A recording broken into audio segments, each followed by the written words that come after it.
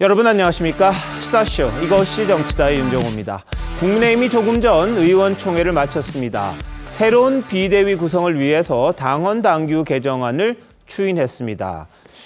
최고위원 체제로 돌아가지는 못하는 상황은 이해가 됩니다만 새롭게 또 비대위를 꾸리겠다는 것, 이게 과연 잘 될지 그것도 한번 지켜봐야 될 것 같습니다. 그리고 권성동 원내대표의 거취는 비대위 구성 후에 결정하기로 했다는데요. 자, 이런저런 상황들 전문가들과 바로 짚어보도록 하겠습니다. 어서 오십시오. 네, 오늘 의주원총회, 국민의힘 의원총회 소속 의원 115명 가운데 87명이 참석을 했고요. 66명이 마지막까지 자리를 지켰다고 합니다. 이 당헌 개정안을 오늘 추인하기 위한 자리였다고 하는데요. 자, 국민의힘 내부 상황 화면으로 먼저 만나보시겠습니다.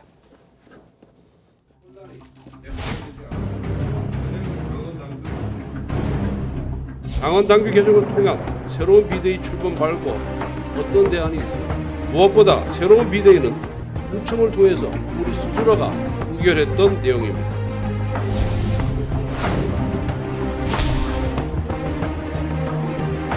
쓸데없는데 에너지를 많이 쏟고 있는 것 같아요. 당헌 당규 이야기를 자꾸 다니고 원내대표가 빨리 사퇴하고 새 지도부가 구성돼야 된다는 그 말을 오해하려고 지금 마음 먹고 있습니다. 논란하고 있다는 것 자체가 문제가 있다고 그러니까 이제 가야 되겠다. 가능성에 대해서 저는 할 생각이 없습니다.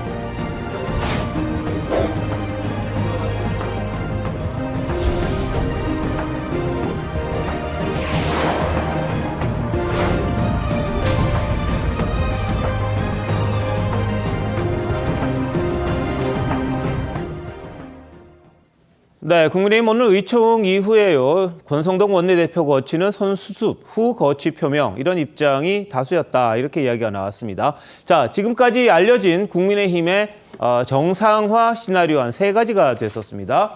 처음에 나온 게요, 국민의힘 지도부가 주장했던 부분입니다. 지금 비대위를 유지하면서 당헌을 개정하고 새롭게 비대위를 출범시키자. 그 이후에 권성동 원내대표의 거취를 결정하자. 이게 국민의힘 지도부의 주장이었습니다. 오늘 의원총회에서도 이 내용이 사실상 추인이 된 거고요. 일부 중진 의원들은 이렇게 이야기를 했습니다. 권성동 원내대표가 사퇴를 하고 새로운 원내대표를 선출해서 그다음에 당헌 개정하고 새 비대위를 출범하자. 선 권성동 사퇴가 우선이다, 이렇게 주장을 했던 내용입니다. 그리고 일부에서는 권성동 원내대표가 사퇴를 한 다음에 새로운 원내대표를 선출해서 이 사람이 대표 직무대행 체제로 가면 어떻겠느냐. 그리고 최고위는 새롭게 뽑으면 되니까 그 최고위 체제로 복귀하자. 이런 3가지 내용이 나왔었습니다. 그런데 오늘 의원총회에서는요, 결정을 첫 번째 안, 국민의힘 지도부가 주장하는 내용대로 됐습니다. 자, 그 내용 뭐가 문제였냐면요. 지난번에는 이 국민의힘 당원에서 비상대책위원회를 꾸릴 수 있는 요건이 좀 애매했다. 그리고 법원 결정에 따르면 이 비상 상황이 구체적으로 되지 않은 상황에서 의도적으로 비상 상황을 만든 것, 그게 잘못됐기 때문에 이준석 전 대표의 주장을 받아들였던 겁니다. 그래서 당대표 거리, 최고위원회의 기능 상실, 여기에 등이 있긴 합니다만 법원에서는 최고위원회의의 기능이 상실됐다고 보기 힘들다고 판단을 한 거죠. 좀 모호한 규정 때문에 좀 문제가 됐었습니다. 그래서 이번에 바꾼 게 뭐냐면요. 선출직 최고위원 5명 가운데 4명 이상 거리가 되면 이게 비상 상황이다. 이 규정을 추가를 하는 걸로 지금 당헌 당규를 바꾸기로 했습니다. 이 다음 절차가 남아있긴 합니다만 여하튼 의원총회에서는 당이 비상 상황이 언제가 되느냐를 규정하는 내용을 좀 더 구체적으로 해서 지금 상황, 지금 비상대책위원회를 꾸릴 수 있는 상황이 됩니다. 왜냐하면 최고위원이 3명밖에 없는 그런 상황이 되기 때문에 그 부분에 있어서 국민의힘이 이제 비대위 체제로 갈 수 있게끔 당헌 개정에 대한 추인을 한 겁니다. 자, 송권모부장님, 뭐 어떻게 보십니까? 이제 다음 그 절차는 전국위원회 의결이죠. 오늘 요청해서 결의를 했기 때문에. 예. 자, 그런데 조금 전에 3가지 시나리오를 말씀하셨는데 뒤에 2가지 시나리오는 권성동 원내대표의 사퇴를 전제로 합니다. 그런데 첫 번째 시나리오는 권성동 원내대표가 사퇴를 수습하고 나서 사퇴하거든요. 그런데 말씀하신 대로 이것이 당 지도부의 안인데 당 지도부를 이끄는 사람이 권성동 원내대표예요. 예. 그러니까 권성동 원내대표의 안이 그대로 된 거죠. 권성동 원내대표가 사퇴하지 않는 상황에서. 예. 자, 그런데 이 법원에서 지금 비상 상황이 아니다 하면서 했던 이야기가 최고위원들이 몇 사람이 빠지더라도 네. 전국위원회를 열어서 선출해서 보충을 하면 되는데 예. 그렇기 때문에 보충을 할 수 있는데 안 하고 이것을 비상 상황이라고 했기 때문에 그것은 좀 아니다 이렇게 이야기를 해서 그 비대위 주호영 비대위원장 직무를 정지시켰거든요. 네. 그래서 그러면은 비상 상황에 맞게 만들자 해서 지금 오늘 나온 것이 완전히 맞춤형 비상 상황이에요. 예. 왜 그러냐면 지금 현재 선출직 최고위원 5명 그중에서 김재원 최고위원은 그때 선거에 출마하느라고 사퇴를 했고 그다음에 이번 파동이 일어나면서 조수진, 배현진, 정미경 이 세 사람은 이미 사퇴를 했어요. 남은 사람이 김용태 청년 최고위원인데 김용태 청년 최고위원은 친이준석계죠. 그렇기 때문에 사퇴를 안 하고 있는 거예요. 예. 그래서 지금 오늘 그 의원총회에서 결의한 것은 네. 결국은 김용태 최고위원 혼자 남아 있더라도 예. 이것을 비상 상황으로 본다. 그러니 4명을 다 추가로 전국에서 선출을 할 필요도 없이 예. 1명 남아 있는 상황은 비상 상황이다. 이렇게 당헌에 딱 규정을 해서 예. 다시 법원에 그 심판을 받아보겠다는 글쎄요. 이 시도를 한 거죠. 자, 저 부분이 이제 결정이 되면 법원에 대해서 뭐 추가로 가처분 신청을 하지 않는 한 그대로 갈 건 같습니다. 근데 이준석 전 대표가 가만히 있을지 모르겠는데 추석 전에 다 절차가 마무리될지도 좀 지켜봐야 되지만 너무 지금 상황에 짜깁기 내지는 맞춤으로 한 게 아니냐 뭐 그런 좀 지적도 있는 것 같아요. 지금 남아있는 청년 최고위원 김용태 최고위원 빼고 나머지 선출직들이 다 그만둔 상황. 5명 중에 4명 이미 그만둔 상황을 전제로 이걸 맞춘 게 아니냐 뭐 이런 지적도 나오는 것 같아요. 신조호 의원님. 네. 정상입니까? 아니면 이것도 비정상입니까? 전 굉장히 비정상으로 보입니다. 그러니까 예. 이제 정당은 정치를 하는 곳이지 법률적 행위를 하는 곳이 아닙니다. 근데 늘 이제 국민의힘 우리나라 보수 정당을 평하는 데 있어서 지나치게 율사 출신들이 많아가지고 이 정치적 상상력이 대단히 빈곤하다 이런 지적들을 많이 받아왔는데 네. 오늘 결정도 저는 그 연장선상에 그대로 있는 것이다 이렇게 보여지는데 저는 서울 남부지법의 황정수 판사의 그 가처분 인용은 굉장히 제 입장에서 보면 황당무계한 판결이었고 자율적 결사체인 정당이 비상 상황이라고 하는 고도의 정무적 판단을 하는 것을 사법적 잣대를 가지고 좌지우지한 거기 때문에 이건 우리 헌법 정신인 상권 분립의 기본 원칙을 파괴한 사법이 들어와서는 안 되는 정치 영역으로 들어온 것이고 민주당 쪽 사람들은 고소하다 좋아도 하고 그런데 이게 좋아할 일이 아닌 게 이런 게 계속 남으면요 민주당도 나중에 그런 비슷한 일을 당할 수가 있습니다. 이건 굉장히 안 좋은 선례예요. 그런데 예. 우리가 악법도 법이라고 하지 않습니까? 황정수 판사의 그 결정이 아무리 황당무계하다 할지라도 그걸 존중하고 그걸 받아들이는 선에서 이 문제를 해결을 해야 되는데 네. 그러려면 그런 황당무계한 판결을 완전히 뛰어넘을 수 있는 좀 담대한 정치적 상상력이 좀 필요로 예. 하고요. 그 지금은 보면 황정수 판사가 딱 그거를 한 것만 어떻게 좀 이렇게 고쳐가지고 이 상황을 모면하려고 하는 네. 법 기술자적 그런 사고 이것뿐인 보이지 않습니다. 그러니까 지금 이렇게 감으로써 그 법률적 하자를 치유하는 이거가 정당의 기능이 아니잖아요. 이 국민들에게 실망을 주고 지지자들에게 특히 낙담하게끔 만들고 그럼 이걸 수습하는 과정에서 좀 정신 차리고 이제 새 출발을 하는구나 네. 하는 그런 것들을 불어넣어줘야 되는데 그런 거는 전혀 찾을 수가 없어요. 예. 자, 그런데 이 박형수 원내대변인 뭐라고 지금 설명을 하는지 한번 들어보시죠. 이 현재 마련된 당헌 개정안을 추진하자라는 것은 박수로 의결을 냈습니다. 가능하면은 추석 전까지 마무리하려고 지금 노력하고 있습니다. 네, 앞으로 당내 이견이 분출된다면 그거 부분에 대해서는 저희 의원님들끼리 의총에서 의결되어진 내용과 다른 내용을 밖에 가서 SNS나 이런 걸 통해서 얘기하는 부분에 대해서 지양을 하자는 의견들이 굉장히 많이 의논됐었습니다. 네, 권성동 원내대표가 이제 시작 때부터 그런 이야기를 했습니다. 지금 새롭게 비대위 꾸리는 거 말고 뭘 할 수 있느냐 이렇게 이제 분위기를 몰아갔던 것 같고요. 거기에 대해서 의원들도 현실론적으로 호응한 게 아닌가 싶은데 배승희 변호사님, 네. 만약에 이런 부분에 대해서 가처분 신청이 들어왔다, 어떻게 될 것 같으세요? 일단 이 가처분과 관련해 가지고는요. 그 이준석 그 전 대표가 내놓은 가처분 내용에 따라 지금 이 상황이 진행되고 있지 않습니까? 네. 그 가처분 인용 결과에 따르다 하더라도 나머지 이 비대위원들에 대한 그 임명 행위는 무효가 아니기 때문에 예. 지금 이 비대위가 구성돼서 지금 이 비대위원들이 하는 행동은 무효가 아니라고 판단을 받을 수도 있는 상황인 것입니다. 그렇기 때문에 좀 혼돈 속에 있습니다만은 지금 28일, 지난 28일에 의원총회를 해가지고 내놓은 그 입장문을 보면 4가지가 결정되어 있는데 그 절차상으로 본다면은 그 당시 입장문을 내놨을 때 의원들이 다 동의를 해가지고 입장문을 발표하면서 당시에 새로운 비대위를 만들기 위해서 현재의 비대위 체제를 유지할 수밖에 없는 현실적인 문제가 있고 그래서 그 새로운 비대위로 가기 전에 당원 당규를 고쳐가지고 우리가 새롭게 가자라는 취지로 의원들이 합의를 해서 그 입장문을 발표를 한 겁니다. 그런데 그 다음 날부터 계속해서 여당의 중진 의원들이 그 회의에서 결정을 했음에도 불구하고 그때는 이야기를 하고 있지 않다가 다시 나와가지고 권성동 원내대표의 사퇴를 촉구하면서 다시 이 국민의힘이 혼돈 속으로 가는 상황으로 되고 있는데요. 저는 뭐 중진 의원들도 마찬가지고 지금 뭐 국민의힘에서 이 당원 당규를 고치는 이 여기에 합의한 의원들도 마찬가지라고 생각을 하는 것이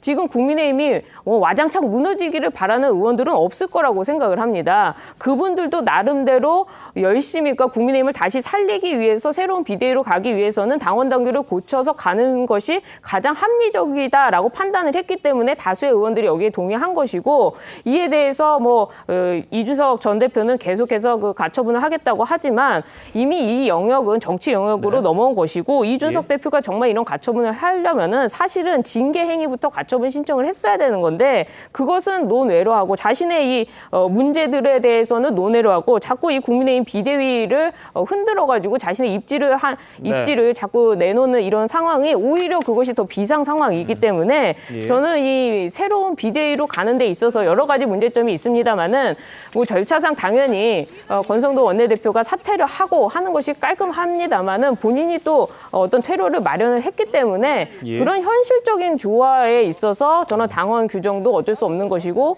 새로운 비대위를 만드는 데 있어서 국민의힘도 열심히 협력을 해야 된다 이렇게 생각을 합니다. 자, 이승우 변호사는 어떻게 보세요? 뭐 이준석 전 대표가 사는 길로 가고 있는 거죠, 국민의힘이. 아, 그런가요? 예, 계속적으로. 왜냐하면 사법 판단은 그런 거잖아요. 비상 상황을 일부러 만들어서 이준석 대표를 해임시키는 것이기 때문에 민주적 정당성에 위배되고 당은 위배라는 것이거든요. 근데 이제는 그건 비상 상황을 만드는 게 아니라 비상 상황 요건을 만드는 거예요. 그래서 이준석 전 대표를 해임시키는 거거든요. 그렇다고 한다면 법원 판결에서 부당하다고 판결했는데 그 이후에 그 부당한 상황들을 요건을 만들어서 다시 비상 상황으로 만들어가는 것이기 때문에 이것 또한 당연히 저는 개인적으로 무효가 될 것이라고 생각되고요. 일반인이라고 한다면 법원의 판결이 나면 이의 신청하고 그래서 다시 자신들의 주장을 해서 이겨야 되는 거잖아요. 근데 법원의 판결로서 대항해서 이기려고 생각하지는 않고 그냥 뭐 다시 비상 요건만 만들어서 끝까지 이제는 사법부도 무시하고 이준석 대표를 해임시키겠다라고 하는 것이니까 이준석 대표 입장에서 보면 당원권 정지 기간이 한 4개월 정도 남았는데 오히려 이런 사법적 판단을 통해서 자신이 그 시간을 벌 수 있는 기회를 주고 있는 거 아닌가 싶고요. 실은 이준석 대표는 잘못한 게 없잖아요. 이미 당원권 정지 6개월 받고 아무것도 하지 않고 받아들이겠다고 했어요. 그런데 갑자기 권성동 원내대표의 내부 총질 문자가 공개됐잖아요. 그럼 이준석 대표가 공개할 게 아니잖아요. 그런데 내부 총질 문자가 공개되고 나서 갑자기 비상 상황이 만들어지는 거예요. 그러면서 권성동 원내대표는 당대표 직무대행을 사퇴했었는데 또다시 이제 비상대책위원장, 무효인 비상대책위원장의 직무대행을 또 하겠다는 거잖아요. 약간 국민의힘이 굉장히 코미디 같은 길로 가고 있다고 생각하고 저는 법원의 판결을 존중하거나 법원의 판결에 대항해서 사법부에 이의를 신청하는 것이 맞다 이렇게 생각됩니다. 근데 제가 한 말씀을 드리고 싶은 게 그 당시에가 이준석 전 대표가 가처분을 신청할 때 상황, 그러니까 네. 그 이준석 대표가 주장하는 그 시점의 판단 시점의 상황은 당시에는 최고위원들이 4명이 남아 있었다고 판단을 할 수가 있어요. 예. 그렇지만 그 뒤에 시간이 흘러서 4명이 다 사퇴하지 않았습니까? 조수진, 정미경, 배현일 그리고 나머지도 사퇴를 했기 때문에 이제는 그 전제적인 상황이 네. 완전히 바뀐 겁니다. 그래서 지금 이 비대위로 가는 상황에 있어서는 비상 상황이 맞는 겁니다. 예, 예. 다만 이 당대표 직무대행과 관련해서 지금 이걸 사고로 할 거냐 거리로 할 거냐, 사고라면 직무대행이 가능하지 않느냐, 그 부분에 있어서 그 거리로 판단하지 않은 부분이 권성동 원내대표한테 그 가장 그 큰 문제를 삼는 것이고, 그로 인해서 권성동 원내대표 사퇴를 네. 원하는 것이지, 지금 그 재판부의 판단과 현재의 시점은 완전히 다르기 예. 때문에 똑같은 걸로 판단하기 좀 어렵다, 이렇게 말씀드리고 그런데 싶어요. 그런 식으로 접근하면은 사법부의 판결은 완전히 무력화되는 거죠. 어느 사법부의 사람이 판단이라도 잠시만요. 판결 어떻게 시점에서 보호를 판단을 받을 수 하는 있을까요? 것이고, 변론적인 예. 시점에서 우리가 보호 판단을 하는 판결을 것이죠. 했더니 그 판결을 무력화하는 요건을 만들어서 거기에 맞춰서 해임을 시킨다. 이렇게 가는 것은 결국에는 알겠습니다. 사법부가 받아들일 수 없는 부분이라고 생각합니다. 자, 뭐 현실적으로 따져보면 지금 상황에서 이제 당에서 뭐 당원을 바꾸고 이 절차를 거쳐서 지금 상황은 뭐 지금 배 변호사 말씀하시듯이 최고위원이라는 분들이 3명밖에 안 남아있는 상황이죠.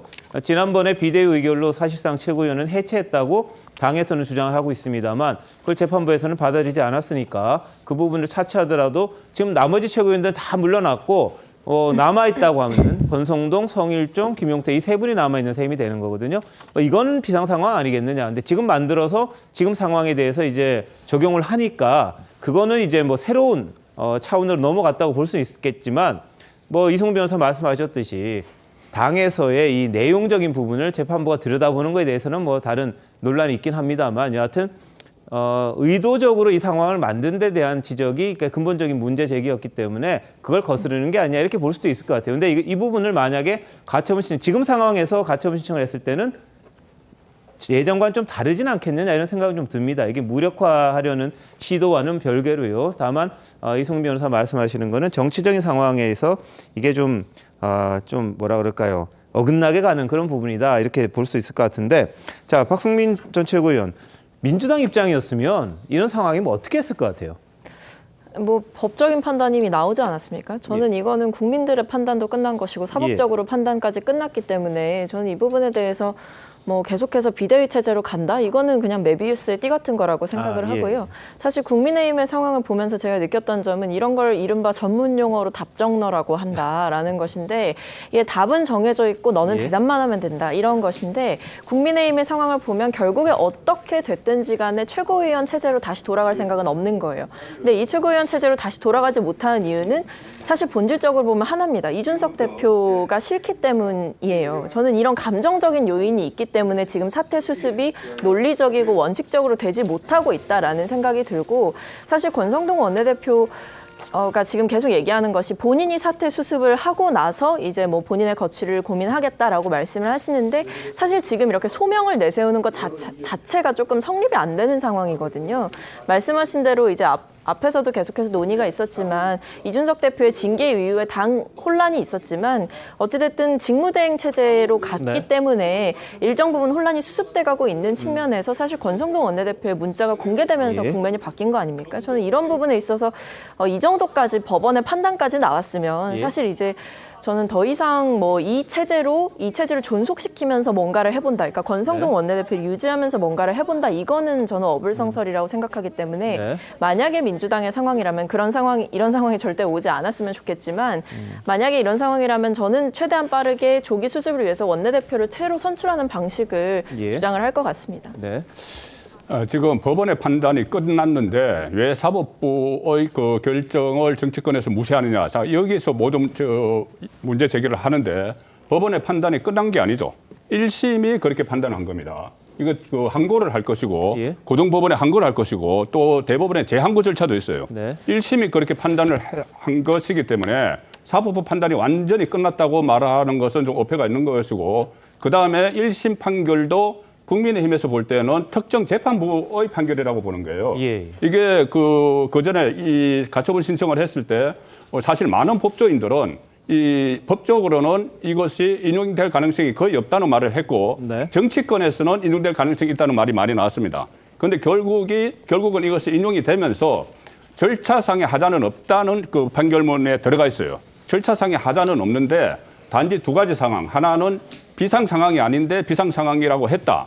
그리고 또 하나는 이렇게 비대위에서 조기 전당대회를 하면은 이준석 전 대표가 1월 8일 날 징계가 끝나도 돌아올 것이 없게 된다. 이거거든요. 네. 그러면은 조기 전당대회를 하게 되면 이것은 가정이잖아요. 예. 법원에서 가정을 한 겁니다. 가정을 했기 때문에 이준석 전 대표에게 그 불이익이 간다. 그래서 그 두 가지입니다. 그래서 두 번째는 가정이기 때문에 국민의힘에서 뭐라고 할 수가 없어요. 예. 근데 첫 번째는 비상 상황이 아닌데 비상 상황이라고 했다고 했으니 네. 그러면 당 입장에서는 아, 우리가 보는 것하고 예. 법원에서 보는 게 다르구나. 달라서 그러면 우리가 그쪽에 맞추면 되겠구나. 이렇게 했다고도 볼 수가 있는 것이죠. 예, 예. 알겠습니다. 이 비상 상황이 뭔지를 이 정당이 보는 것과 재판부가 보는 게 이번에 좀 달랐습니다. 그 부분에 대한 논란은 또 다른 차원에서 이 논의가 돼야 될 부분이 있겠습니다만 여하튼 국민의힘에서는 오늘 의원총회를 거쳐서 새로운 비대위를 구성하기로 했고요. 그 구성 요건을 맞추기 위해서 이 최고위원, 선출직 최고위원 5명 가운데 4명이 거리가 되면 그것도 비상 상황으로 인정하는 그런 내용을 당헌에 추가하기로 했다는 거 지금 말씀을 드렸습니다. 근데 이번 사태의 이 근본적인 문제가 되는 분이 바로 권성동 원내대표죠. 어제 비대위회에서 했던 말이 오늘 또 논란이 됐습니다. 뭐냐? 내가 대선 1등 공신이다. 내각 참여 요구할 수 있었지만 포기했다. 이렇게 말하면서 사퇴 요구에 대해서 좀 맞서기도 했는데요. 다시 한번 들어보시죠. 저는 단 한 번도 자리에 연연한 적이 없습니다. 지난 대선 기간 중에 사무총장도 우리 당 후보 윤석열 후보의 당선을 위해서 제 스스로 사무총장직도 사임을 했었습니다. 제가 자리에 연연했다면은 대선 1등 공신으로서 대선 기여자로서 인수위 참여나 내각 참여를 요구할 수 있었습니다만은 저는 그것도 일찍이 포기한 바가 있습니다. 자, 대선 1등 공신이니까 원했으면 될 게 많았는데 그것도 포기하고 원내대표했다. 이런 취지입니다. 자, 어떻게 보십니까? 네, 저는 권성동 원내대표하고 개인적 친분이 있어갖고 좀 얘기하기가 그렇긴 합니다만 좀 이건 얘기 안 할 수가 없네요. 근데 세상에 자기 입으로 자기가 1등 공신이라고 얘기하는 사람이 어디 있습니까? 남들이 당신이 1등 공신이에요 하더라도 아유, 나보다 더 고생한 사람들 많습니다. 그런 소리 하지 마세요. 이렇게 해야지. 그렇게 얘기하는 건 말이 안 되고요. 두 번째, 그다음에 내각 참여할 수 있었는데 포기했다 그러는데 아니 집권 여당의 원내대표 자리가 웬만한 그 장관보다 못한 자리입니까? 훨씬 더 센 자리입니다. 훨씬 더 센 자리예요. 그래서 저렇게 얘기하는 것 자체가 자체가 지금 국민 정서하고도 안 맞고 특히나 이번 사태로 인해서 실망감을 안겨준 이 당원들과 지지자들에게 저거는 도리가 아니에요. 예의가 아닙니다. 권성동 원내대표는요. 저 한마디 때문이라도 전 실격 사유가 됩니다. 오늘 의총에서도 권성동 원내대표의 거취를 놓고 설왕설래가 많았습니다. 갑론을박도 있었고요. 양측의 주장 한번 함께 들어보시겠습니다. 제 거취는 새로운 비대위 구성 이후 제가 스스로 결정하겠습니다. 법원에서 하지 말라고 한 거를 지금 끝까지 계속하는 이 완전히 청개구리식 해법이어가지고 계속 혼란만 가중되고 있는 거죠. 민주적이지 않고 아무튼 창피합니다. 빨리 그 새로운 비대위 가는 거는 중단하고 이제 원내대표 교체를 해서 수습을 하는 게. 그러니까 새로운 원내대표를 뽑으려면 시간이 좀 걸리는 거죠. 빨리 수습해서 정통성 있는 지도부를 만드는 게 현재로서는 더 급한 것 아니냐. 네, 일부 의원들의 반발이 있었습니다만 대다수 의원들은 그래도 빨리 수습하고 그다음에 거취를 정해라 이런 쪽에 무게를 실어준 것 같습니다. 왜 그렇게 됐을까요? 일단은 불과 2개월입니다. 2주입니다. 2주. 추석 전까지. 2주 동안 지금 그 후에 거취를 결정하겠다는 것은 아마 사퇴하겠다는 의미로 지금 다들 받아들이고 있어요. 그런데 2주인데 지금 권성동 원내대표 입장에서는 본인은 지금 억울하다고는 이야기를 하고 있어요. 오늘도 그 발언을 하면서 이 사태가 난 것이 본인 책임이 아니고 이준석 전 원내대표가 성상납 무마 시도를 하면서 징계를 받은 데서부터 시작이 됐다. 네. 그리고 본인은 아마 조금 전에 1등 공신 이야기를 했죠. 1등 공신 이야기 본인이 이렇게 함으로 해서 그전에 또 대통령실 사측 채용 논란에서 뭐 이야기가 됐던 7거, 9거, 뭐 장제원 의원에게 압력 넣었다 이런 것도 다시 또 불거지는 이런 상황이고 네. 또 팩트 자체도 맞지도 않는 게 그때 원내대표 3월 달에 정권이 교체되고 4월 달에 원내대표 경선이 있어서 그때 원내대표 교통 정리를 했어요. 안에서 교통 정리하고 본인이 원내대표 쪽을 간 것이지 장관을 일부러 놓은 것은 아닌데 어쨌든 이 권선동 원내대표 입장에서는 본인이 사퇴를 하면은 훨씬 선택의 폭이 많아졌습니다. 아까 세 가지 시나리오 중에서 이 첫 번째 이 시나리오는 만약에 이준석 전 대표가 다시 가처분 신청을 하면은 법원에서 어떻게 받아들일지 모르는데 만약에 사퇴를 하고 뭐 새로운 지도부가 탄생을 원내대표가 새로 뽑았어. 네. 아니면은 이 직무대행 체제로 가든지 아니면 그때 법원의 판단을 보면 이런 게 있거든요. 이 대표가 없어도 원내대표가 대표 역할을 다 하기 때문에 이것은 비상 상황이 아니라는 게 있어요. 그럼 원내대표를 사퇴를 하고 이것을 먼저 비대위 체제를 꾸리고 나서 그다음에 원내대표를 뽑는 이런 다양한 선택지가 있었는데 권순동 원내대표는 본인이 1등 공신이고 또 이 사퇴의 원인은 이준석이 촉발을 했기 때문에 내가 사퇴하지 않겠다 이런 인식 때문에 지금 문제가 더 꼬이고 있는 거죠. 알겠습니다. 뭐 다들 아시겠습니다만 이준석 전 대표가 징계를 받은 건 성상납 의혹 그리고 뭐 무마 관련된 부분이었습니다. 뭐 사실 여부를 떠나서 그거 자체가 문제가 된 게 당원권 정지 6개월이라는 징계를 받은 거고요.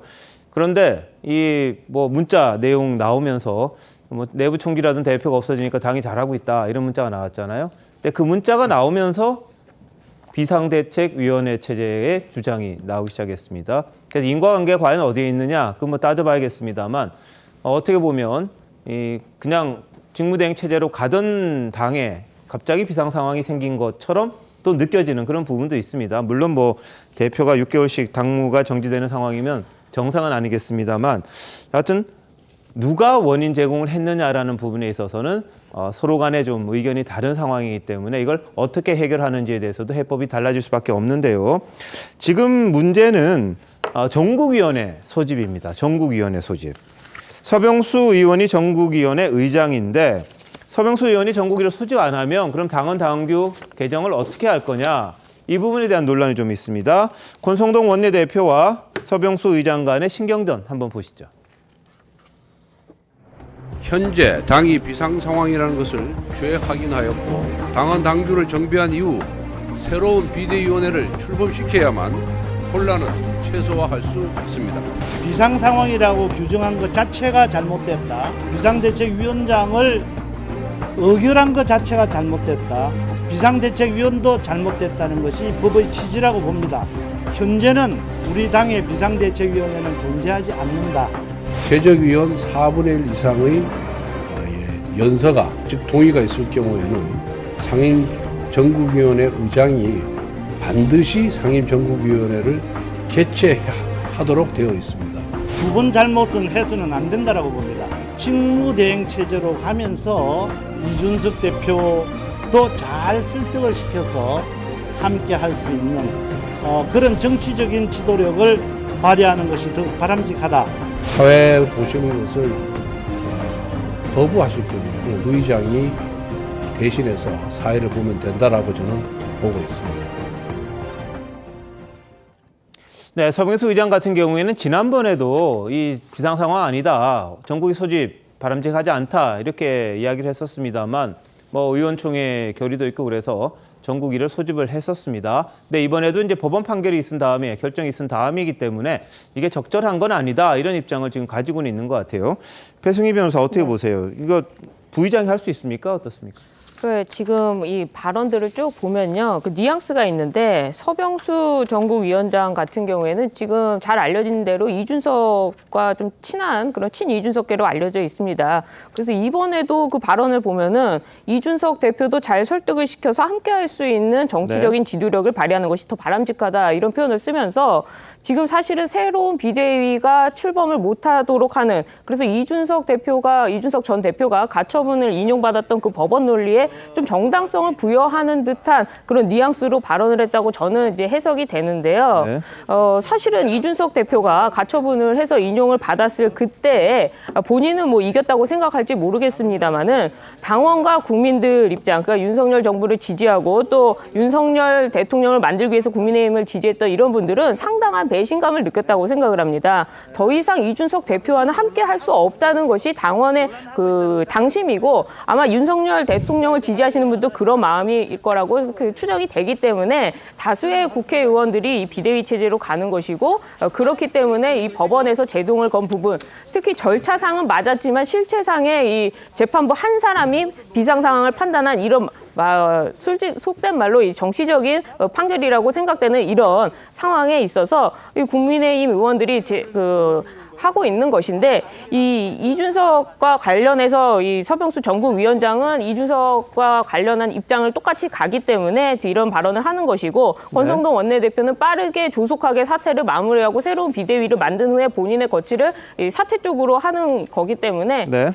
제가 생각할 때는 이 반드시라는 표현이 있습니다. 예. 그냥 뭐 열면 여는 것이고 그것을 뭐 본인 서병수 전국위원장이 뭐 자의적으로 판단할 수 없기 때문에 반드시 그 전국위를 개최해서 이렇게 가는 것이지 이런 식으로 서병수 위원장이 정치적인 판단을 할 경우에는 이것도 또한 이 반대의 입장이 나올 거라고 생각이 듭니다. 자, 서병수 전국위 의장 지금 막 속보가 저희들이 지금 내보내고 있는데요. 방금 취재된 내용입니다. 이 전국위 거부하는 게 원칙인데 지금 의총에서도 다시 결의를 했고 그래서 내가 막을 방법이 좀 없어진 것 같다. 뭐 단식할 수도 없고 뭐 어찌할 수가 없는 것 같은데 좀 고민을 해봐야겠다. 그러니까 아침에 말하던 것과는 조금 달라졌어요. 의총에서 추인을 했으니까 고민을 해봐야겠고 막을 방법이 없고 막을 수도 없는 게 사실이고 이런 입장을 TV조선 정치부의 기자와의 통화에서 이 부분을 이야기를 했습니다. 그러니까 오전과는 좀 달라진 느낌이 좀 있거든요. 뭐라고 이야기했는지 한번 보시죠. 이걸 한다고 하더라도 또 똑같은 어떤 가처분 소동이라든가 이런 것들이 있기 때문에 여하튼 그런 논란을 하고 있는 거예요 지금. 논란하고 있다는 것 자체가 문제가 있다는 거 아니겠어요? 자 이제 가야 되겠다. 현실 가능성에 대해서는 좀 참아야 되겠다. 저는 할 생각이 없습니다. 글쎄요, 당원당규에 그런 조항이 없는데요. 만약에 부의장님이 대신 하시게 되면 그거는 네? 무리한 절차인 건가요? 그렇다고 보죠. 그것도 논란의 여지가 있는 거죠, 이제. 자, 이승훈 변호사 어때요? 지금 서병수 의장의 생각이 좀 바뀐 것 같습니까? 어떻습니까? 조금 너무 가벼운 거 아닌가 싶어요. 그런가요? 얼마 전에도 절대 전국위를 개최하지 않겠다 이렇게 말씀하셨다가 주변에서 설득을 해서 다시 바꿨거든요. 근데 오전에 절대 두 번 다시 잘못을 하지 않겠다라고 했어요. 그렇다면 사법부 판결이 맞고 여기에 대해서 법적으로 잘 대응하고 정치적 리더십을 발휘해서 일을 해결해야 된다라고 하는 대안을 제시했음에도 불구하고 다시 또 이렇게 막을 이유가 없다. 이것은 마치 부의장에게라도 자신이 넘길 수 있다. 이런 취지로 보여져서 권력이 참 무서운가 보다 이런 생각이 들고 총선 공천이 어려운 것인지 아니면 신념이 변경된 것인지는 모르겠습니다만 상임 전국위원장이라고 하는 건 역할은 굉장히 중요한 역할이거든요. 그런 측면에서 많이 아쉽다 이런 생각이 들고 주호영 비대위원장이라든가 김기현 전 원내대표 같은 경우도 사법부 판결은 뭐 무조건 이길 것이다 이렇게 자신했었거든요. 그런데 졌다라고 한다면 자신들이 무엇을 잘못했는지에 대한 좀 비판적인 고려가 필요한 것인데 무작정 그러면 요건만 바꿔서 소급 적용해서 다시 이렇게 이준석 당 전 대표를 해임시키는 그런 방법으로 가겠다라고 하는 것이니까 저는 굉장히 국민의힘의 어떤 이런 대응 방식이 좀 안타까워 보입니다. 아니 전국위원회 의장이라도 국민의힘 소속 국회의원입니다. 그러면 의원총회에서 그렇게 결의가 나왔으면은 본인이 소신이 있다고 해도 접는 것이 맞는 것이고 오히려 그 직책을 본인을 위해서 있는 게 아니고 국민의힘을 위해서 있는 거잖아요. 그리고 또 현실적으로도 조금 전에 부의장이 사회권을 행사할 수 있느냐 없느냐 제가 그 규정을 찾아보니까 그 규정이 없어요. 없으면 국회 본회의 같은데 여장이 못하면 부의장이 하지 않습니까? 예. 그리고 또 이 전국위원회 소집하는 것도 소집권자가 전국위원회 의장도 있지만 전국위원회 위원들이 또 소집을 할 수가 있어요. 그러니까 현실적으로도 그것을 막을 수가 없기 때문에 여기에 대해서 그 당원들, 국회의원들의 의견에 따라가는 것이고, 다만 한 가지 지적할 부분이 있다면 지금 이번 사태에 들어서 이 중진 의원들조차도 이준석 전 대표 또는 친윤 쪽과 친소 관계에 따라서 이것을 다 입장을 정하고 있어요. 어떤 합리적인 판단을 하기보다. 그래서 조금 전에 말씀하셨지만 이 서병수 의원도 그때 이준석 대표 체제에서 대선 후보 경선 관리위원장을 했습니다. 경선 후보 관리위원장을 하면서 그때 뭐 경선버스 조기 출발 이런 이야기 할 때 윤석열 전 검찰총장이 그 경선에 참여할지를 놓고 그때 소위 말하는 윤핵관들과 충돌을 했어요. 네네. 그래서 그때 윤핵관들을 하이에나 집단이라고까지 이야기를 했었거든요. 그러니 이준석 전 대표와는 아주 친소관계가 있고 같이 일을 했고 그다음에 윤핵관과는 충돌을 한 적이 있기 때문에 이런 선택을 하는 것 아니냐. 그 어떤 그 합리적으로 전체 당을 위해서 선택을 하기보다 친소관계에 의해서 선택을 하는 그런 모습들이 지금 서병수 그 의장뿐이 아니고 다른 곳에서도 그런 문제들이 속속 나타나고 있죠. 가령 예를 들어서 하태경 의원 같은 경우도 본인의 소신이겠지만 과거에 바른정당에서 같이 행동을 했던 이런 의원들이 이준석 전 대표의 그 방향을 그냥 무조건 지지하는 또 그렇지 않은 이준석 전 대표와 대립각을 세웠던 쪽에서는 무조건 공격을 하는 이 상황이 저는 가장 큰 문제라고 봐요. 예, 뭐 이런 것도 이해관이라고 할 수 있겠네요. 어떤 의미에서는요. 서로 간에 이제 뭐 세력 간의 다툼이라고 볼 수도 있겠습니다만 여하튼 뭐 상황 판단에 대한 생각들이 다르다 보니까 뭐 결론 내지는 뭐 방법이 다를 수밖에 없을 것 같기도 합니다. 그런데 윤석열 대통령 지금 국민의힘 상황에 대해서 뭐라고 이야기를 했을까요? 이진복 정무수석의 이야기 한번 들어보시죠. 걱정은 많이 하고 계시지만 특별한 말씀을 주시지는 않았고요. 조금 시끄럽더라도 길게 논의를 잘 하시면 좋은 결과가 있을 거고 그 결과를 잘 받겠다라고 말씀을 주셨으니까 당에 뭐 이렇게 저렇게 해라 이런 이야기는 하시는 성격도 아니고 해서 전적으로 결과를 기다리고 있는 중이다라고 보시면 될 것 같습니다. 네, 뭐 지도부 공백 사태와 관련해서 이 당 안팎의 인사들과 연락하면서 뭐 수습책을 뭐 수렴했다 이런 보도도 나왔습니다. 일부에서는 또 권성동 원내대표와 지난 28일 만나서 권 대표가 선수습 후 뭐 입장 표명 이 부분에 대해서 받아들였다 이런 보도도 일부에서 나오긴 했습니다만 그 부분은 뭐 저희들이 확인할 수가 없는 부분이니까요. 다만 뭔가 이 대책을 마련해야 된다는 생각은 하고 있는 걸로 알려져 있긴 한데 신조 의원님 어떻게 보세요? 그런데요, 그 대통령께서 이제 당정 분리가 됐잖아요. 노무현 대통령 시절부터 이제 대통령이 집권 여당의 총재가 아니고 당정 분리가 되고 그 이후 이제 계속 그렇습니다. 그러니까 공식적으로는 당무 불개입이죠. 당무 불개입인데 그런데 이게 이중성이 있잖아요. 현실적으로. 그 대통령실에서 어떻게 당 상황에 대해서 나 몰라라 하고 니들이 하는 대로 그냥 다 내버려 두고 그냥 뭐 결과만 통보받고 그런 거는 현실적으로 아닌 것이고요. 그래서 저는 이 공식적으로는 저렇게 지금 이진복 정무수석이 얘기하는 것처럼 저렇게 얘기할 수밖에 없겠지만요. 비공개적으로 비공식적으로 적극적인 조정 역할을 할 수밖에 없습니다. 할 수밖에 없고요. 그래서 근데 지금 이거 제가 아까 한 얘기를 조금만 더 정리하면요. 이런 식으로 법률적 하자를 치유하는 행위는 저는 법률적으로 가능하다고 봐요. 그러나 그거는 좀 졸렬한 방법이다. 좀 담대하게 정치적인 그 해법을 구사를 하면서 떠나간 그 국민들의 마음을 다시 좀 사로잡을 수 있는 그런 그 행위를 해야 되는데 저런 식의 행위를 하면 근데 또 이제 이준석 전 대표가 또 예를 들어서 뭐 당원 개정 뭐 이게 또 무효다 뭐 이런 거 뭐 가처분 소송 낼 수도 있고 또 거기에 대해서 황정수 판사가 처음에 누가 법률관 중에 대체적으로 상식 있는 분들이 그게 그렇게 인용될 거라고 누가 그렇게 예상을 했습니까? 근데 그런 황당무계한 일들이 현실에서 벌어지기 때문에 혹여라도 뭐 그런 위험도 조금 있는 거고요. 근데 저는 좀 입장 표명이요.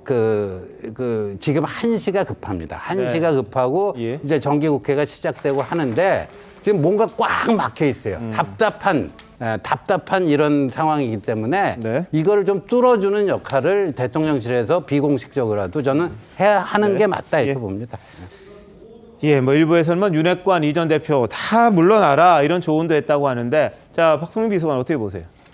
그러니까 지금 대통령실, 용산 대통령실의 정무 라인이 지금 다 바뀌고 있다는 거 아닙니까? 네네. 그 피바람이 부는 데는 저는 다 이유가 있다고 생각을 하고, 1차적으로는 지금 저는 뭐 사실 당정 분리의 원칙을 윤석열 대통령이 지켜야 된다라고 생각을 네. 하지만 현실적으로 지금 상황에서 봤을 때 어찌됐든 이 국민의힘의 혼란이 윤석열 대통령이 보낸 문자와 무관하지 않았기 때문에 이미 뭐 내가 당이랑 거리를 두고 나는 민생에만 집중하겠다, 이거는 사실 허황된 소리라고 생각을 하고요. 그렇기 때문에 지금 상황에서는 윤석열 대통령이 둘 중 하나를 선택을 해야죠. 하나는 정말 적극적으로 개입을 해서 뭐 정무수석을 통해서라도 이제 국민의힘의 본인의 뜻을 전달을 해서 적극적으로 지금 이 상황을 윤핵관들 포함해서 빠르게 정리시키는 거.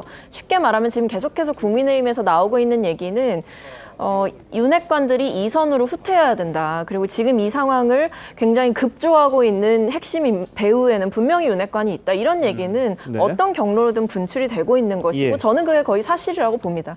그렇지 않고는 일이 이렇게 무리하게 진행이 될 수 없기 때문에 지금 이 상황에서 윤핵관들을 말릴 수 있는 사람은 오직 윤석열 대통령뿐입니다. 저는 그래서 이 상황에서 본인이 직접 개입을 해서 빠르게 정리를 하든지, 저는 아니면 대통령이 그런 정치적인 상상력을 동원하지 못한다면 정무수석이라도 그 여러 가지 안을 제시를 하면서 대통령 생각이 어떠시냐. 네. 저는 이 1, 2, 3안 중에는 해야 된다고 생각을 합니다. 이런 식으로 수습을 해야 되는 것인데 뭐 이 상황에서 대통령이 적극적으로 개입을 하든 아니면 아예 갑자기 거리를 두면서 알아서 수습해라 하면 윤핵관들이 적극적으로 활동하고 있는 상황에서 대통령이 개입을 안 하고 냅둔다? 그거는 방조하는 거죠. 그렇기 때문에 대통령의 뜻을 계속해서 윤핵관들이 재생산하고 또는 전달하고 또는 왜곡하고 계속 뭔가 2차, 3차적인 생산이 이뤄질 것으로 보이기 때문에 네. 지금 이 상황에 선택을 해야 되는데 그 현명한 선택을 할 수 있는 상황인지 좀 의아합니다. 예.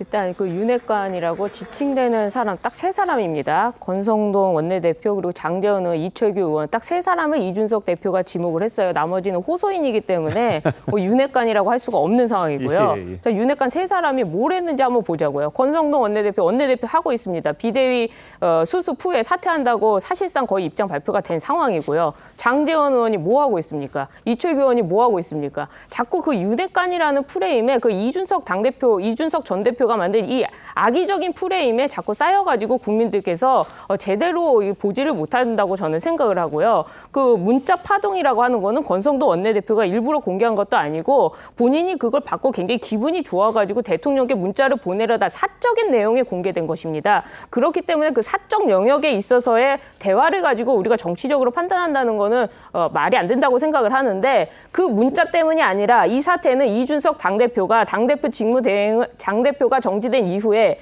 윤석열 대통령을 향해 가지고 양두구육이라느니 개고기를 팔았다느니 이런 발언들을 했기 때문에 당원들에게 굉장히 문제가 되었었고 그리고 나서 이준석 대표가 이런 식으로 끌고 가는데 이거를 사고 처리해가지고 다음 6개월을 기다려서 간다는 것이 말이 되느냐 하는 당심이 이끌었기 때문에 여기까지 온 것이지 그 문자 때문에 이렇게 됐다는 것도 네. 저는 굉장히 오해적인 표현이다라고 생각이 듭니다. 알겠습니다. 자, 이준석 전 대표 지금 뭘 하고 있을까요? 지금 대구 경북 지역에 머무르고 있습니다. 오늘은 방촌시장, 대구에 있는 겁니다. 이 시민들과 인사를 나눴는데요. TK를 방문한 의미에 대해서 뭐라고 이야기했는지 한번 들어보시죠. TK를 새로운 이제 정치적 발판으로 삼으려는 것 아니냐 이런 해석이 나옵니다. TK를 정치적인 발판으로 삼으려면 신가와 외가가 있는 그런 것을 넘어선 어떤 정치적인 비전을 계속 보여줘야 되는 것인데 그러려면은 이 지역에서 정치를 해야 됩니다. 근데 저는 아직까지 그럴 계획은 없고 가끔 이렇게 식사하러 이제 대구나 아니면 구미나 이런 쪽 다니면서 사람을 만나는 것이지 별다른 정치적 의도는 없습니다. 예, 왜 대구를 찾았을까요, 송 본부장님? 영남일보하고 인터뷰한 거죠? 네, 영남일보 유튜브에 출연을 해서 한 이야기인데, 저는 이준석 전 대표가 최근에 하는 모든 은행에는 메시지가 들어가 있다고 봐요. 아, 그런가요? 예. 왜 또 대구 경북을 갔느냐? 물론 이준석 대표의 그 아버지가 그 대구가 고향이에요. 예. 유승민 전 의원과 친구죠. 네. 그리고 본인도 칠곡에서 그때 선영이 있다고 그렇게 이야기를 했죠. 사진도 공개를 했고. 자, 그런데 최근에 이 윤석열 대통령이 대구를 갔습니다. 대구를 가서 서문시장을 방문했어요. 그렇죠. 며칠 전에. 예. 서문시장을 방문을 하고 또 최근에 대구 경북의 민심이 안 좋으니 그 대구 경북을 먼저 가서 보수의 뭐 여론이 집약되는 예. 서문시장에 가서 또 대구에 대한 친근감을 가시를 하고 했습니다. 그리고 또 하나 이 비대위원장 직무가 정지된 주호영 의원은 대구가 지역구예요. 예. 그렇기 때문에 이준석 그 전 대표가 그런 것을 저는 다 감안을 해서 염두에 두고 대구에 가서 이렇게 본인의 메시지를 더 강하게 내보내는 것 아닌가 예. 그런 생각은 듭니다. 알겠습니다. 오늘 뭐 SNS에 보면 내가 서문시장 갈 수는 없고 그래서 방촌시장을 갔다 뭐 이런 이야기도 했습니다. 다시 말해서 대통령이 방문했던 지역을 자신이 갔을 때 또 다른 뭐 구설이 있을 것 같아서 이번엔 방촌시장을 갔다고 그랬습니다. 자, 그런데 이 이준석 전 대표와 윤 대통령 뭐 일부에서는 품어라 뭐 품는 것조차 뭐 이준석 전 대표는 나를 폄하하는 거다 이렇게까지 싫어하는 그런 부분이 있습니다만 신조 의원님. 네. 두 사람의 관계가 정상화할 수 있는 여지가 좀 있습니까? 이미 넘어갔죠. 그런가요? 넘어갔고요. 저는 최근에 이제 TK 지역을 저렇게 다니고는 있는데요. 제가 최근에 이렇게 쭉 나오는 여론을 나름대로 분석한 바에 의하면 이준석 대표에 대해서 우호적이거나 동정적인 그 여론이 민주당 지지층하고 거의 일치를 합니다. 거의 일치를 해요. 그래서 이른바 이제 지금 이준석 본인이 윤핵관이라고 공격하는 사람들과의 갈등 구도에 있어서 이준석 전 대표 편을 드는 사람들이 대체적으로 다 민주당 층이에요. 민주당 지지층이고. 그래서 이 대중적 차원에서 이준석이라고 하는 인물에 대한 판단은 이미 다 돼가고 정리돼 가는 게 아니냐. 네. 그러니까 국민의힘의 전통적인 지지층 또 뭐 보수층 이런 쪽에서는요. 이제 이준석이라는 인물은 더 이상 우리 쪽 사람이 아니구나. 예. 이렇게 대중 심리에서 이게 지금 자연스럽게 정리가 돼 가고 있다. 그렇게 봅니다. 알겠습니다. 뭐 서로 이미 강을 건너고 다리가 불태워졌는지 모르겠습니다만 일부에서는 여전히 뭐 김종인 전 비대위원장 같은 경우에는 여전히 뭔가 관계 개선을 주문하는 그런 모습도 보이긴 합니다. 자, 윤석열 대통령 최근 당 국회의원들의 연찬회에 참석을 했었죠. 근데 그 자리에서 대통령 시계, 윤석열 시계를 각 의원들에게 한 20개씩 나눠줬다는 보도가 나왔는데요. 그게 이제 확인이 된 것 같습니다. 그래서 그날 온 국회의원들에게, 이 연찬회 때 온 의원들에게 윤석열 시계를 20개씩 한 의원들에게 전달했다. 이런 내용이 좀 있었습니다. 뭐 당과의 관계를 좀 원활히 하기 위한 하는 방법일 수 있을 것 같은데 지금 이거 구하기 굉장히 어렵거든요. 이것도 잘 안 나눠주니까. 그랬는데 이번에 이 의원들이 20개나 득템을 했네요. 자, 그리고 윤 대통령이 소외계층, 약자들과의 동행 계속 또 이어가고 있습니다. 오늘은 또 구로구에 위치한 가족센터 방문해서 복지 사각지대를 해소하겠다 이런 입장을 밝혔습니다. 화면으로 한번 보시겠습니다.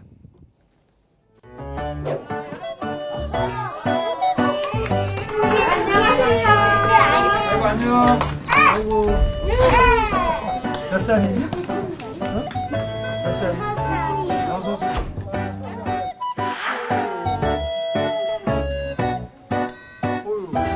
오늘은 이제 아이들이 책 읽기를 같이 하고 있었던 것 같은데요. 대통령님 좀 같이 들어보시겠어요?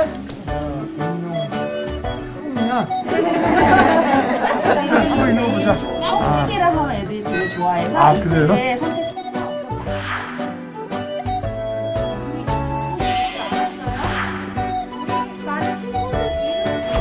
합격하겠대. 국민학교 처음 입학해가지고 아직 못했어요. 한글을 안 외우고 들어갔거든.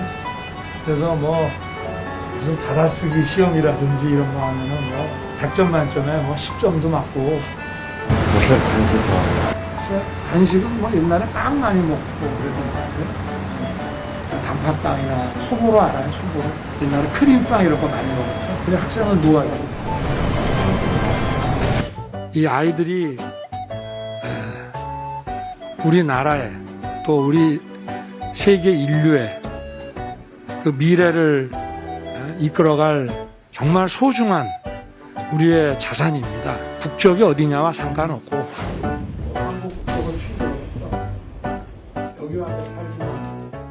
예, 자, 뭐 요즘은 민생에 대해서 이제 관심이 많아졌다 그러죠. 자, 이 부분은 어떻게 보십니까, 송 부부장? 네. 조금 전에 그 이야기한 것 중에 한글 안 익혀서 초등학교 갔다. 그런데 저하고 비슷한 또래인데 그때 한글 익혀서 가는 사람 거의 없었어요. 예. 어쨌든 그 말이 좀 들어오고. 예. 최근에 행보를 보면은 그 민생 현장을 찾는 것이 상당히 많죠. 그때 특히 이 수해 그때 제대로 대처 못했다.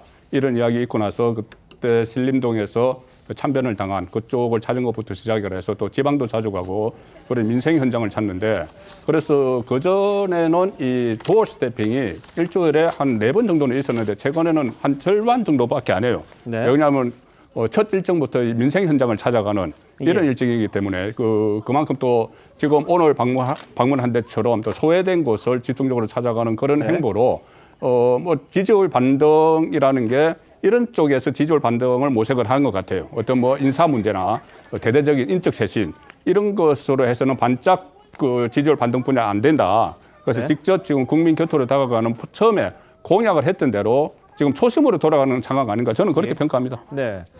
자, 이승훈 변호사 어떻게 보세요?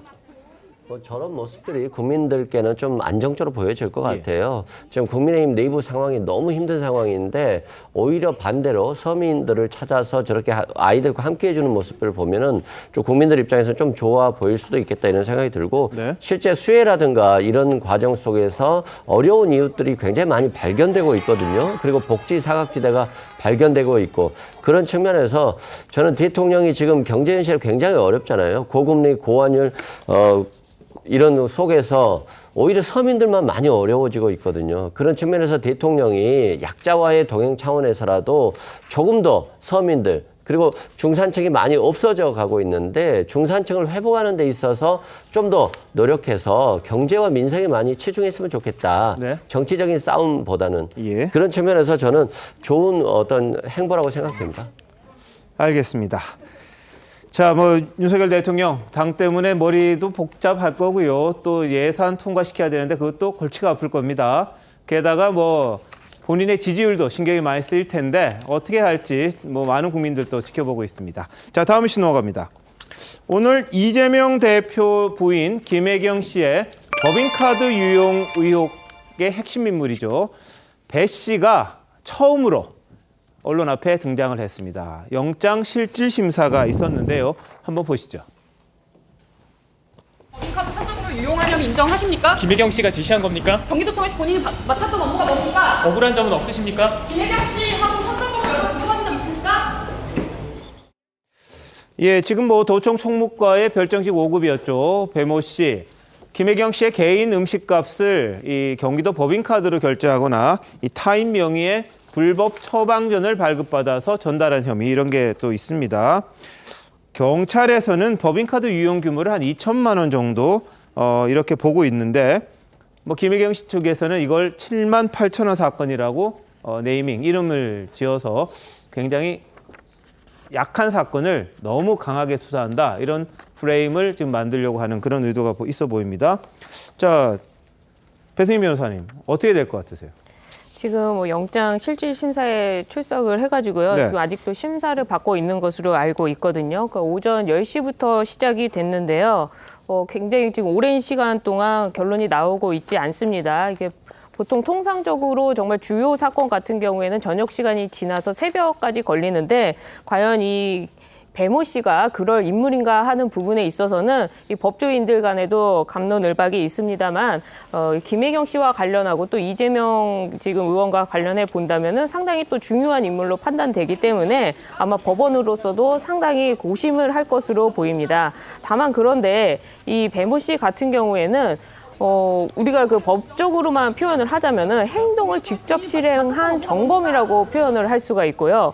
이 정범이 혼자 했을 것이냐 하는 부분에 있어서 특히 이 법인카드와 관련해서는 당시 경기도 지사, 뭐 지사의 그 어떤 지시가 없이 할 수 있는 것인가. 물론 이재명 당대표 같은 경우에는 없었다고는 하는데 과연 그런 것인가 하는 거는 이제 경찰의 기록에 있기 때문에 그 부분은 잘 모르겠습니다만 우리가 일반적으로 이런 사람에 대해서는 시킨 사람이 있을 것이다. 것이다. 바로 공범이 있을 것이다. 이렇게 판단을 하는데 이 정말 공범은 아직까지 관련해서 수사에 뭐 기소도 되지 않은 상황에서 과연 이 정범만 기소하는 것이 맞는가 하는 부분은 또 다른 논란이 있기 때문에 오늘 이 구속 여부에 대해서는 좀 기다려서 판단을 해봐야 될 것 같습니다. 알겠습니다. 경찰은 지난 4월 법인카드가 사용된 식당 120곳 정도를 압수수색했습니다.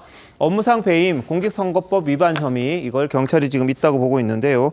관련해서 배 씨 그리고 공익제보자 A 씨 두 사람의 대화 들어보시겠습니다. 내가 그 카드깡 했을 때 그게 20만 원 넘은 적이 없어 그 집에서. 왜 안 된다는 거예요? 그냥 편법으로 해줬나 봐요. 근데 지금은 이제 그게 불가능하대요. 사관님 오고 나서 왜 그러냐고. 여태까지 잘하다가 12만 원치 잘라달라 그래요. 8,000원 넣으라고. 얼마요? 100원짜리 단위 띄라고. 그러면 지난번에 안 한 영수증 가져가서 오늘 13만 원이 넘거든요. 오늘 거 12만 원 하나 들고 오고요. 네. 지난번 거하고 오늘 나머지 거하고 합쳐갖고 하나로 긁고 오세요. 무슨 말인지 알죠? 네. 12만 원에 마시면 되는 거죠, 양쪽으로. 네, 12만 원 안쪽으로 2장으로. 자, 이성 변호사 보실 땐 오늘 영장실질심사 어디에 초점이 좀 맞춰질 거라고 보십니까? 일단 뭐 배모 씨가 잘못된 행동을 한 건데요. 실제 100건 한 2천만 원 정도로 업무상 배임으로 영장을 청구했다고 합니다. 근데 이제 이게 영장이 발부될지 기각될지 여부는 100건 2천만 원 관련해서 이와 모순되는 정황이나 증거가 얼마 정도 이 배모 씨가 제시하느냐에 따라 좀 달라질 것 같아요. 예를 들어서 김혜경 여사에게 일부 음식을 전달했다 할지라도 그런 것들이 공적인 영역에서 활동을 한 이후에 그만 이제 행사를 마치고 돌아가는 길에 어떤 식사 제공이 있었다라고 한다면 그건 공적인 영역으로서 식사 제공이 가능한 부분이거든요. 그런 측면에서 어떤 개인적으로 편취하거나 이익을 보기 위한 행동이 아니라 공적인 활동 영역에서 발생되는 영역들을 많이 모순되는 어떤 증거들을 가지고 갔다라고 한다면 영장은 기각될 수도 있다 이런 생각이 들고 실제 최근에는 불구속 수사가 원칙이기 때문에 법적 다툼의 여지라든가 방어권 보장이 좀 필요한 경우가 많아요. 그런 측면에서 불구속으로 하는 경우가 많고 실제 129회에 동안 압수수색이 이루어졌고 관련자들에 대한 진술이라든가 증거가 다 확보됐기 때문에 증거인멸의 우려는 다소 낮다고 보여집니다. 그런 측면에서 저는 영장이 기각될 가능성도 상당히 있지 않나 이런 생각도 듭니다. 근데 저는요, 이 경찰이 조금 더 제대로 수사할 수 있었는데 좀 미진하지 않는가 수사가. 이런 느낌을 지울 수가 없는 게 이게 1월 말에 7급 그 공익제보자로 된 그분의 폭로로 인해서 시작된 것이고요. 그리고 그 이후에 그 대통령 선거 과정이지만 경기도가 자체 감찰에 들어갑니다. 그리고 3월 말에 감찰 결과를 발표를 하는데 한 7, 80건에 700만 원에서 800만 원 정도가 부정 사용된 것 같다. 근데 이번에 이제 경찰의 그 구속영장 보면은 100여 건에 한 2천만 원 아닙니까? 그런데 3월 말에 그래갖고 경기도가 이 배 씨를 경찰에 그 고발을 합니다. 고발을 하고 그러면 4, 5, 6, 7, 8 최소 지금 5개월을 수사를 한 거 아닙니까? 근데 여기에 애초 말이죠. 국고손실죄를 적용을 못한 거는 경찰 수사의 한계를 그대로 드러낸 게 아닌가 저는 그렇게 보여지거든요. 국고손실죄가 적용되려면 이른바 이제 횡령 배임액이 2천만 원이 넘어야 되고요. 그러기 위해서는 저 배 씨가 제대로 채용된 사람이었던가. 그러니까 그 공무원으로서 경기도 공무원 또 성남시청 8년 공무원으로서 그 시청 업무 도청 업무를 기본적으로 보면서 김혜경 씨의 사적 심부름도 좀 서비스를 제공한 그런 건지 아니면 이제 일각의 주장에 따르면 완전히 100% 김혜경 씨의 어떤 개인 비서라고 하는 주장이 지금 나오고 이 사람이 제대로 근무하거나 이 사람이 제대로 생산한 문건이 있다거나 이런 게 지금 발견이 안 되고 있거든요. 그럼 이 채용 자체가 잘못된 불법적인 채용이라면 그간의 성남시청 8년, 경기도청 3년 받았던 모든 그 인건비가 국고 손실이 되는 거예요. 그거를 밝혀내지 못했다는 점에서는 경찰 수사의 한계를 그대로 드러낸 것이다. 저는 그렇게 봅니다. 알겠습니다. 그런데 이 배 씨 구속 여부가 김혜경 씨와 또 관련이 있을 거다 이런 예상도 있습니다. 자, 박성민 비서관 어떻게 보십니까? 그러니까 이게 뭐 사법적인 영역이고 아직 뭐 결과가 제대로 나온 게 없기 때문에 말씀드리기 좀 조심스럽긴 합니다만 사실 핵심은 그거 아니겠습니까? 이런 배 씨의 법인카드 사용에 있어서 김혜경 여사의 지시가 있었냐 없었냐. 그러니까 네. 그런 배 씨의 행위에 있어서 김혜경 여사의 뭐 암묵적인 동의라든지 지시가 있었기 때문에 그 동의를 전제로 지금 공금을 어떻게 보면 사용을 잘못된 방법으로 사용을 한 것이냐 이것이 사실 쟁점이고 그 부분에서 이제 연결고리가 생기는 것인데 사실 지금 뭐 수사 상황을 다 알 수는 없습니다만 뭐 법인카드 사용을 배모 씨가 잘못했다 이런 부분에 대한 것은 차치하고 이 부분에 있어서 뭐 명시적인 지시가 있었다 김혜경 여사가 직접 지시를 해서 이런 행동을 했다 이렇게 볼 수 있는 부분은 사실 없어 보이거든요. 그래서 뭐 이 부분에서 지금 뭐 김혜경 여사가 어떤 뭐 명시적으로 이런 부분을 뭐 적극적으로 독려했다든지 지시했다라고 볼 수 있는 부분이 없기 때문에 뭐 이것은 좀 더 지켜봐야 되는 사안이 아닌가 싶습니다. 네. 이 7만 8천 원 사건이라고 네이밍을 했죠. 그 이재명 그 후보 쪽에서 그때 당시 후보 쪽에서. 그런데 그것이 이제 한 건만 가지고 이야기를 했던 것이고 조금 전에 그 말씀하셨지만은 경기도청에서 고발을 할 때는 이것이 70 내지 80건에 700 내지 800만 원이라고 고발을 했어요. 네네. 그런데 경찰이 물론 수사를 그 미진하게 했다고 하지만 경찰에서 추가로 밝혀낸 게 그것보다 한 3배나 많은, 그 액수로 3배나 많은 100건이 넘고 2천여만 원입니다.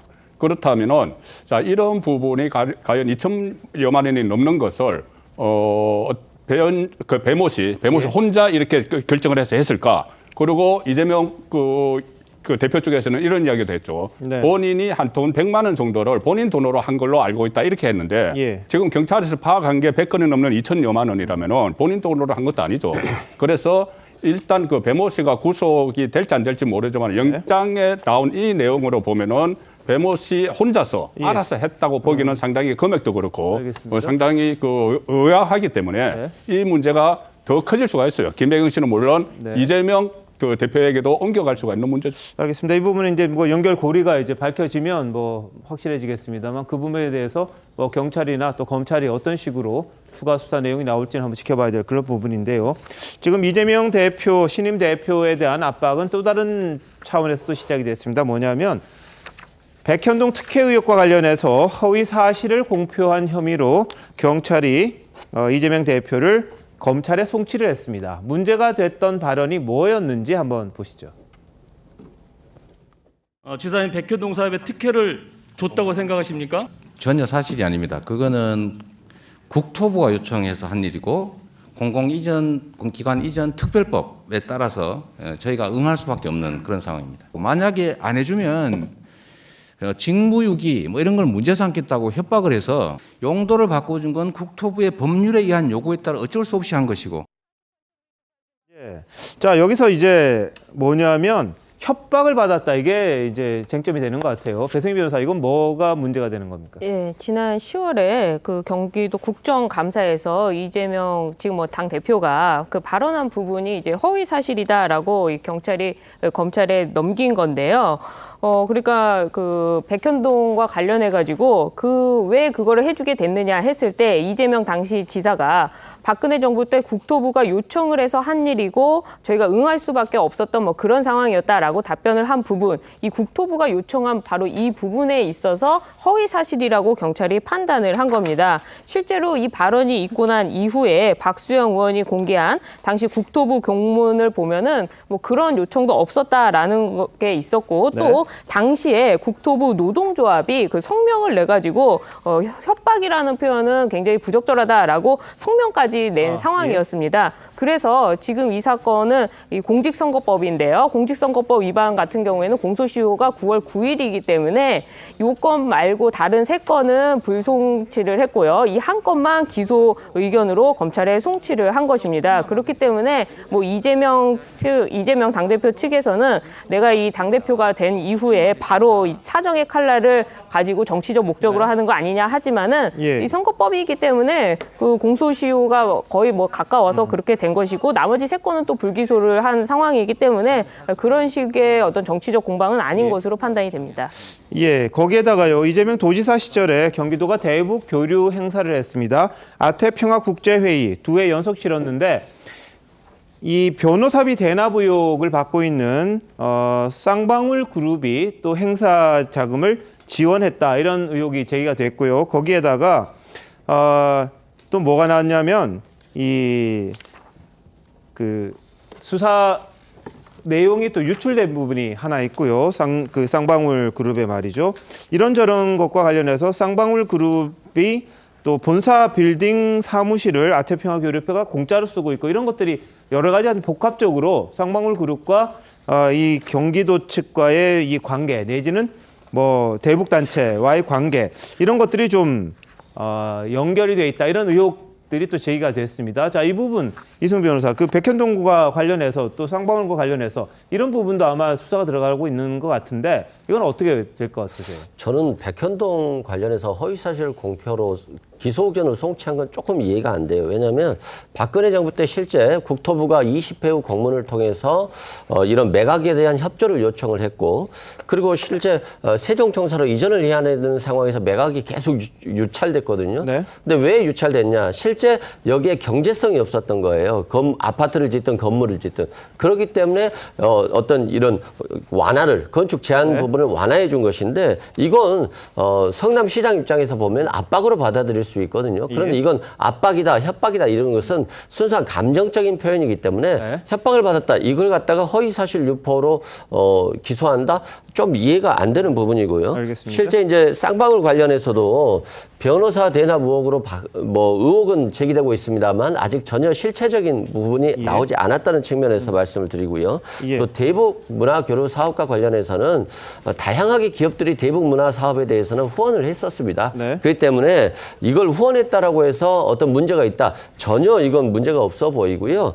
앞으로 쌍방울 관련해서 계속적인 수사가 될 것 같은데 여기 아직까지는 뭐 전혀 이재명 당대표에 대한 문제가 될 만한 것들은 기사가 나온 게 없다. 이렇게 말씀드립니다. 알겠습니다. 관련자가 뭐 외국으로 나가 있는 그런 상황이어서 이 사람이 돌아와 봐야 이제 또 뭔가 좀 나올 것 같은데 어떤 쌍방울 그룹 이야기가 계속해서 나오고 있습니다. 어제 법사위에서요. 이재명 민주당 대표의 사법 리스크와 관련한 여야의 이야기가 좀 있었습니다. 자, 이 대표의 기소 여부를 두고도 신경전이 벌어졌는데 한동훈 장관이 뭐라고 답했는지 같이 한번 들어보시겠습니다. 검사를 가장 두려워할 사람이 누구겠습니까? 범죄자라고 생각합니다. 예, 지금 야당 대표는 본인과 배우자를 포함해서 여러 가지 사법 리스크를 또 안고 있습니다. 대장동 개발 특혜 의혹, 변호사비 대납 의혹으로 검찰이 수사 중이며 성남FC 후원금 의혹, 백현동 개발 특혜 의혹 등에서도 경찰이 수사 중입니다. 맞습니까? 수사가 진행 중인 것은 알고 있습니다. 그런데 야당은 또 당헌까지 개정해가면서 당대표 방탄에 올인을 하고 있는데요. 당대표의 사법 리스크를 회피하기 위한 꼼수가 아닐 수 없습니다. 그 피해는 결국 누가 볼 것 같습니까? 의원님, 당내 문제에 대해서는 제가 뭐 굳이 언급할 만한 부분은 아닌 것 같습니다. 이재명 백현동 발언에 대해서 기소 의견으로 검찰에 송치했다 지금 이런 기사가 나왔습니다. 공소시효가 9월 9일까지 맞죠. 기소 여부를 빨리 판단할 필요가 있다. 이건 검경이 수사하고 있는 것이고 거기에 대해서 공정하게 판단하고 결정할 것이라고 생각합니다. 또 하나는 이제 지난주에 그 김혜경 여사의 7만 8천 원 이 기부 행위와 관련한 또 수사가 이루어졌다는 보도가 나왔습니다. 이 부분도 지금 아직까지 경찰에서 뭐 소식이 안 들려고 있어서 이게 지금 너무 이게 늑장 수사다. 공정하게 수사해야 한다고 생각합니다. 따질 게 있으면 그 축하의 여운이 좀 가라앉은 다음에 좀 따져주셨으면 하는 서로 좀 지켜야 될 선들을 좀 지켜주자. 취임한 지 하루 된 사람에게 빨리 기소해야 되는 거 아니냐라는 뉘앙스로 말씀 주시는 건 좀 적절치 않아 보여서.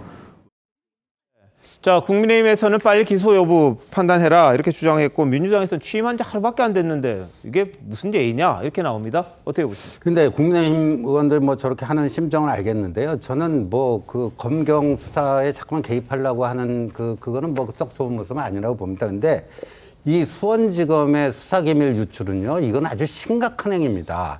그러니까 이게 다른 뭐 이재명 대표의 무슨 의혹, 그거는 뭐 검경이 제대로 수사하면 되는 문제고요. 근데 이 수사기밀 유출 문제는 국기문란 행위 아닙니까? 근데 오늘 이제 그 3명이 지금 기소되지 않았습니까? 2명은 구속되고 1명은 불구속 기소되고 그랬는데요. 그 공소장에서 보니까 유출이 3차례 나눠서 이루어졌다. 이 날짜까지 특정이 됐어요. 근데 1차 유출일이 5월 24일입니다. 근데 그 전날 5월 23일 날 무슨 일이 있었냐면요. 이 정권 들어와서 처음으로 이제 그 대규모 고위급 검찰 인사가 이루어져서 수원지검장이 이재명 대표의 중앙대법대 후배인 신성식 그 검사장에서 홍승욱 검사장으로 바뀌어요. 바뀌고 나서 그 다음날 수사기밀이 유출됐다? 이게 우연의 일치일까요? 그러니까 정권 교체가 안 되고 만약에 이재명 후보가 집권이 돼서 신성식 이런 분이 계속 수원지검장을 하고 있었으면 굳이 수사기밀을 유출할 필요조차가 없었겠죠. 윤석열 후보가 대통령이 되고 수원지검장이 바뀌니까 그 다음날 바로 수사기밀이 유출해지고 추가로 2번이 더 유출이 됩니다. 그리고 그것들이 다 증거인멸과 뭐로 다 이어지는 것이고요. 이거는 이제 아주 심각한 국기문란 행위입니다. 알겠습니다. 근데 뭐 가정을 전제로 저희가 말할 수는 없는 부분이 있는데 이제 신지호 의원님 보실 때는 그런 정권 교체가 이런 수사기밀 유출을 가져온 게 아니냐 뭐 이런 이제 판단을 하시는 것 같아요. 자, 박성민 비서관은 어떻습니까? 국민의힘 의원 김병우 의원이 질문하는 장면이 나왔는데 사실 당원 개정하면서 당대표 방탄에 올인하고 있다. 이 말은 그대로 돌려드릴 수밖에 없을 것 같아요. 당원 당규 개정하면서 당대표 쫓아내기에 올인하고 있는 국민의힘이 할 얘기는 사실 아닌 것 같고 그것을 법무부 장관에게 이제 질문을 하는 것 자체도 저는 좋아 보이지 않고요.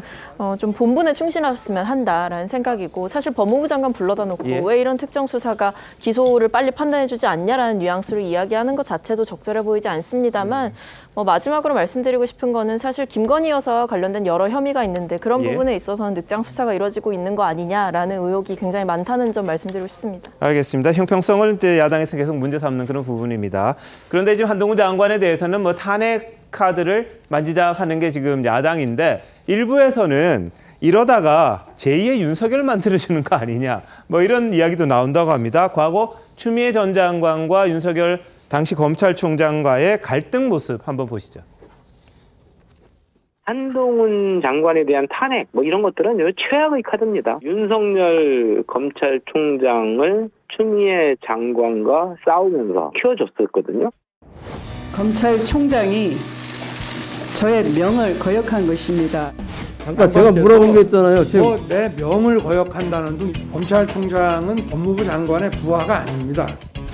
세상 지휘랍시고 해가 지고 일을 더 꼬이게 만들었어. 알란드는 검찰총장 두고 일을 해본 적도 없고. 검찰을 이렇게 공박하는 거는 그거는 정말 비상식적이라고 저는 생각합니다. 중상모략이라는 단어는 제가 쓸 수 있는 가장 점잖은 단어라고 저는 생각합니다. 검찰총장의 비위 혐의가 매우 심각하고 중대하여 불가피하게 검찰총장에 대한 징계를 청구하고 이렇게 업무에 빨리 복귀할 수 있도록 신속한 결정을 내려주신 사법부에 감사드립니다. 추미애한테 술 한잔 사야지. 많은 분들이 저렇게 생각하는데 저도 크게 반대하지는 않습니다. 한동훈 장관 탄핵을 만약에 한다면 그것이 마지막에 헌재에서 받아들여질지 어떨지도 모르는 상태에서 그런 카드를 썼을 때 한동훈 장관을 제2의 윤석열 후보로 키워주는 역할을 우리가 할 가능성이 있다. 네. 자, 저런 우려 어떻게 보십니까? 이원욱 의원이 우려는 이겁니다. 지금 탄핵할 수가 있어요. 근데 법무부 장관에 대한 탄핵이 아니고 국무위원에 대한 탄핵이거든요. 그렇죠? 대통령에 대한 탄핵은 3분의 2지만 그 탄핵 소추를 할 때 국무위원은 과반수니까는 탄핵할 수 있습니다. 민주당이 169석 갖고 있기 때문에. 그런데 그걸로 끝나는 게 아니고 대통령 탄핵 때처럼 헌재로 가야 돼요. 헌법재판소로 가면은 이것은 과연 한동훈 국무위원이 헌법과 법률을 위반했는지를 따지게 돼요. 그러면은 그것이 기각될 가능성이 높기 때문에 그 역풍을 우려하는 목소리가 나오는 거죠. 알겠습니다. 그렇다고 이제 몸집이 커질 수 있다 이런 우려를 하는 것 같습니다. 야당에서는 그래도 한동훈 장관에 대한 공세 계속해서 이어질 것으로 보입니다. 자, 한편 윤석열 대통령 오늘 이재명 신임 민주당 대표에게 축하난을 전하고요. 전화통화도 했습니다. 영상 준비했습니다.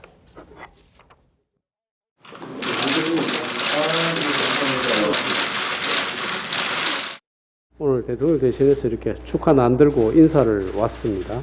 참으로 감사하게 생각합니다. 제가 이 주신 난은 아주 잘 키워서 우리가 마치 국민 속에서 우리 국민들의 꿈을 키우는 것처럼 잘 꽃피워 오도록 하겠습니다. 방금 대통령님하고 대표님하고 전화를 확인을 했습니다. 이재명 대표가 뭐 직접적으로 윤 대통령에게 영수회담 관련된 언급을 하셨나요? 당에 내가 총재가 아니니까 영수라는 표현은 좀 안 맞다 그런 말씀을 쓰시고 앞으로 자주 만날 수 있는 기회를 만들자 그렇게 이야기를 했어요. 그럼 굳이 영수회담 이런 표현은 안 썼어요. 이재명 당대표께서는 협력할 것은 찾고 또 서로 다른 입장을 조율을 해서 그렇게 하자. 그러면서 가능한 한 빨리 형식과 절차 없이 만나면 좋겠다. 그래서 최대한 협력하는 모습을 같이 갖도록 합시다 하면서 전화가 마감을 했습니다.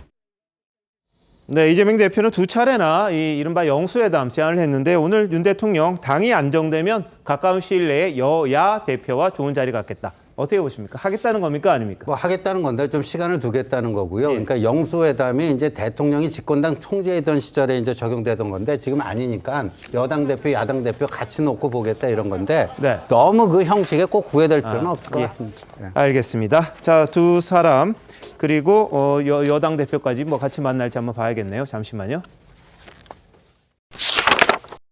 대한민국 이슈의 중심, 스타쇼 이것이 정치다. 여기까지입니다. 내일 다시 찾아뵙겠습니다. 고맙습니다.